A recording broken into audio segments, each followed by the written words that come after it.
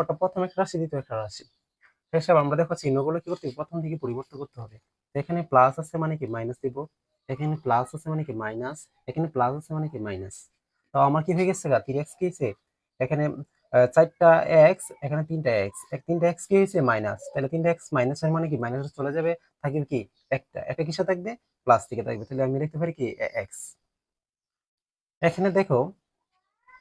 এই যে 5টা বিওয়াই, এখানে কটা মাইনাসের, এখন আগে ছিল কি প্লাস, এখন হয়ে যাবে কি মাইনাসের, মাইনাসের 6b, তাহলে 6b চলে গেলে আমার থাকতেছে কিসের থেকে মাইনাস থেকে, তাহলে মাইনাস থেকে থাকবে কি বিওয়াই একটা। এখানে দেখো এই যে 9টা 9টা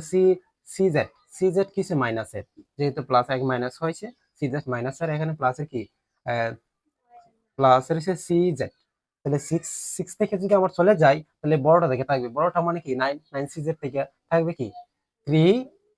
সিজেড, এই তো আনসার।